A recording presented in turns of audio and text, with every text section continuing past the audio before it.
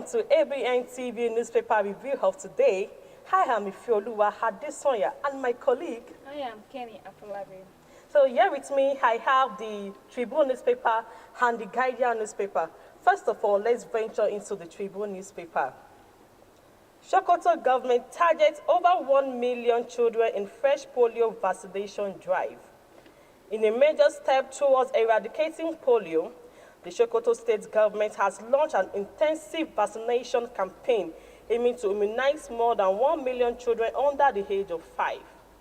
The 4-day exercise, which commenced on April 26 and runs through April 30, targets the circulating variant poliovirus type 2 and forms part of Nigerians' broader strategy to end all polio transmission by December 2025. Adopting a house-to-house approach to ensure maximum coverage, health officials are moving through communities to vaccinate children. In Sokoto North local government area, parents and caregivers turned out in large numbers, eagerly presenting their children for immunization. However, isolated pockets of resistance were recorded in Bazaar area, where a few households rejected the vaccine. UNICEF facilitator Latifa, monitoring the compliance rates, said non-compliant families would be reported to the non-compliance committee for further action. She stressed the importance of full community participation to successfully eliminate polio. Over to you, Kenny. Here with me, I have the Nation newspaper and I have the Punch newspaper. Firstly, we are going to the Nation newspaper. Chambers appoints DG3 directors. Badagry Chambers of Commerce, Industry, Mines and Agriculture and appointed the Director Generals and the 3 other directors for the management of the chambers for the next 2 years. Badagry Chambers of Commerce, Industry, Mines and Agriculture President Olaji Yahya Idris said in a statement in Badagry, Lagos yesterday that the appointees came with a wealth of knowledge and experience. According to Yahya, the president and the chairman executive council of the chambers, Shetan Shenu, has been appointed as the director general of the chambers. Chambers appointed DG and 3 others directors. The full details of this story is inside the Nation newspaper. For today, over to you, Ifeoluwa. Another story in Tribune newspaper. 15 million vulnerable children lack access to vaccines. UNICEF, WHO. At least 15 million vulnerable children lack access to vaccines and are victims of outbreak of vaccine-preventable diseases globally. A recent survey report from the United Nations Children's Fund and the World Health Organization has revealed. According to the global organizations, such limited access is occasioned by funding cuts to global health worldwide. These cuts are putting lives at risk and exposing countries to increased costs in treating diseases and responding to outbreaks, which can further jeopardize health issues. The survey report was contained in a paper presented by the health specialist, UNICEF, Dr. Olusoji Akinleye, at a 2-day media dialogue to mark the 2025 World Immigration Week with the theme Immunization for All is Humanly Possible. The media dialogue, organized by UNICEF Enugu Field Office in collaboration with Broadcasting Corporation of Abia State, was targeted at the 12 states of Abia, Akwa Ibom, Cross River, Delta, Imo, Kogi State, Ebonyi State, and Anambra State. Over to you, Ken. Another story here with me in the Nation newspaper. Government commits to student loan disbursement. Though its Lagos State Directorate, the National Orientation Agency's Lagos State Directorate has reiterated the commitments of the federal government to transparency and accountability in the management of the student loan scheme. The agency's head of the directorate, Dr. Mustafa Adedeji Tsuka, director, made the charge during a chat in Lagos. Tsuka reassurance followed a recent claim for now and Director General Malam Lanre Issa Onilu that some tertiary institutions and the banks were conspiring to shortchange the beneficiaries of Net Fund loan. The DG alleged that several institutions were found to have received loan disbursements in their accounts. To inform the targeted students, Soko emphasized the directorate's support for the DG's position and warned that such unethical practice will not be tolerated. Governments commit to students' loans disbursements. The full details of this story is inside the Nation newspaper for today. Over to you, follower.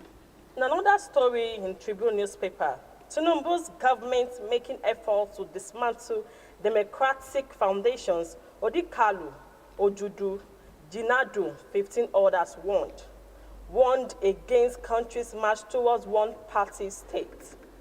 We did not fight to end military dictatorship, only to enthrone civilian authoritarianism.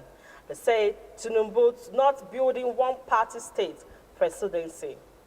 18 personalities comprising professionals from different backgrounds on Sunday alleged that President Bola Tinubu's administration is making effort to dismantle the democratic foundations of the Fourth Republic towards reducing Nigerians to one-party state.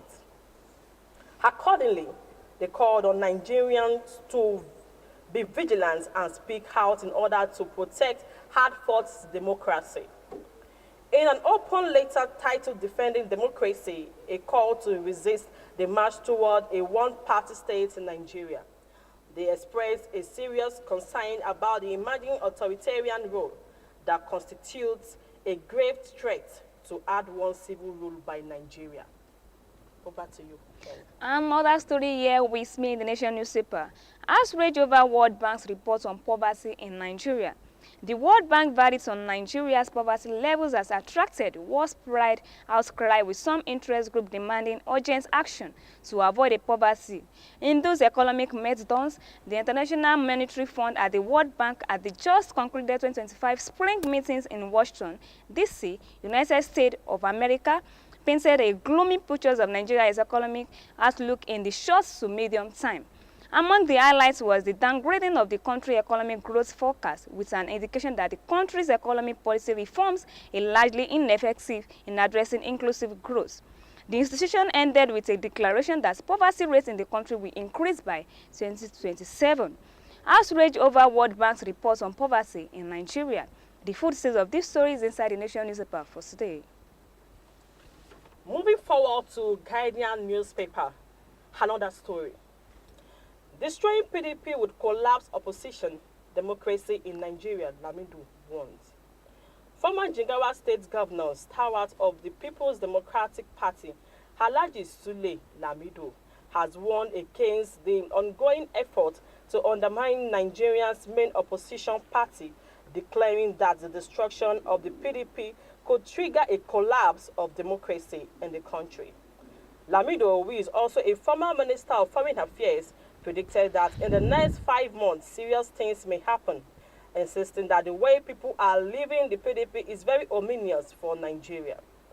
Speaking after his election as a national delegate during the PDP local government congress in Benin Kudu, Jigawa State, Lamido expressed grave concern over what he described as a systematic assault on opposition forces through the manipulation of state institutions like the Independent National Electoral Commission, the police, and the security agency.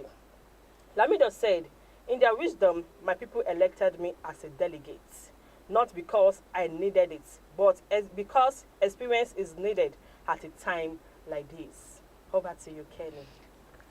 Punch newspaper. Federal government alerts Nigeria to surge in cyber security. The federal government on Sunday issued a strong warning to Nigerians over the growing menace of cyber slavery arising from human trafficking, increasing targeting young people across the region.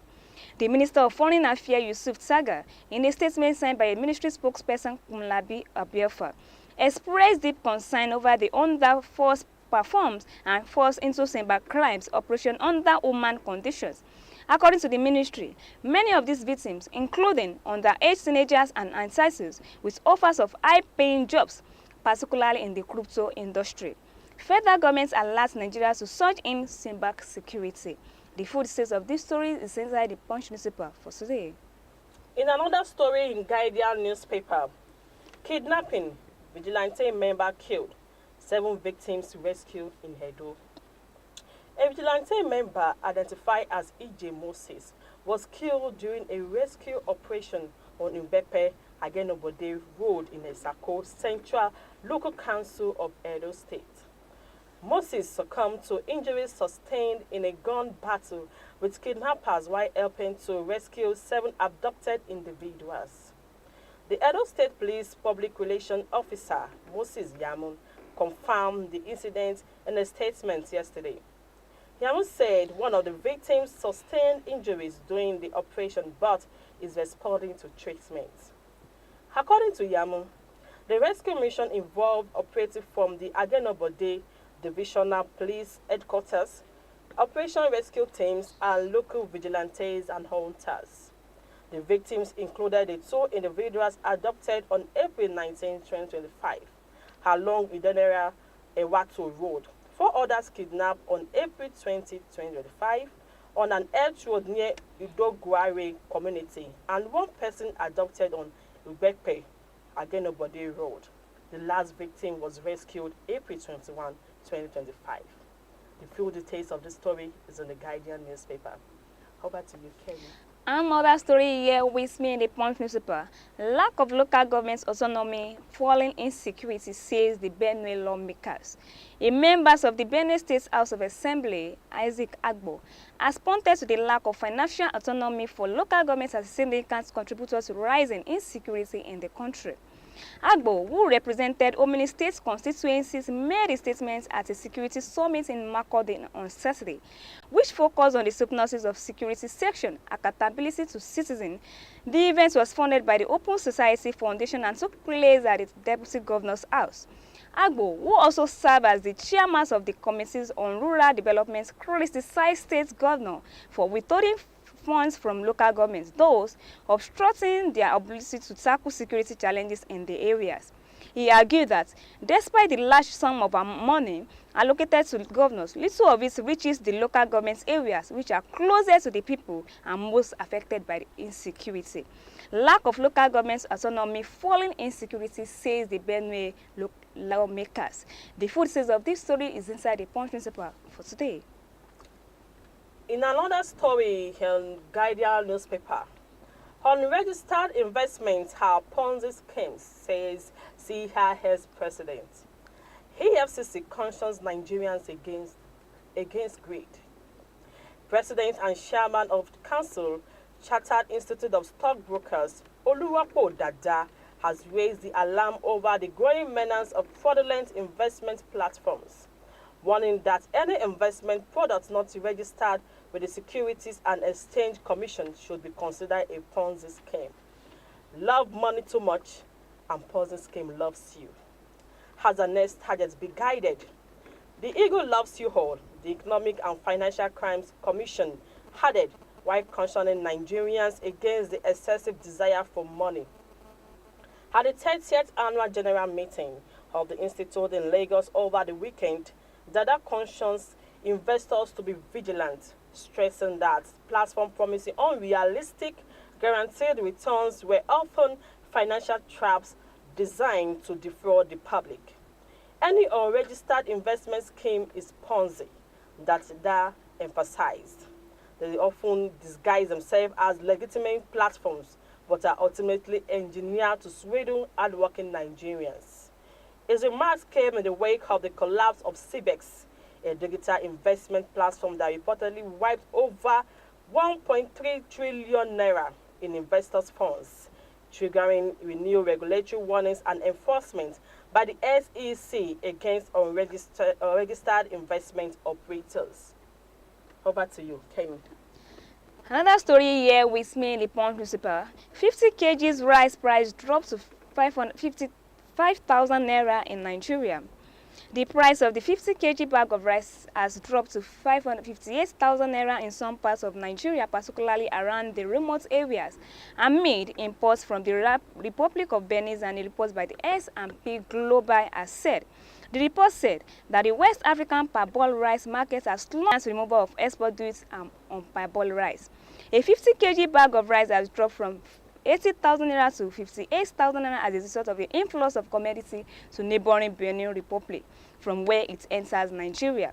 Plus, part of the SP Global Commodity report that the influx of lower price rice from India has followed, warehouses to capacity in Benin. According to the market participants, between September and December, India was said to have exported approximately 2.11 million metric tons of parboiled rice to West Africa, up sharply from 720 metric tons in the same period of 2023. 50 kg rice price drop as 55,000 naira in Nigeria. The food sales of this story is inside the Punch newspaper for today. Anyone left with you? Failure. No. So that's what we have for our newspaper review. If you like to follow our live and direct on our website page, you can follow us on our website and click on www.abntv network. Likewise on our social media, we have the Facebook, YouTube, Twitter, and Instagram. On our Facebook, you can like, share, comments, and subscribe. And make sure you subscribe and share and click on Abntv OSUN. Likewise on our YouTube, you can click on Abntv Nigeria. On our Twitter, you can follow on Abntv OSUN as well. And lastly, on our Instagram, you can like, share, comments, and subscribe and click on Abntv Nigeria. Thanks for listening and thanks for watching. My name is Kenya Folabi and my colleagues. Hi, I'm Ifeoluwa Adesoya. And I wish you a prosperous and blessed day. Bye for now.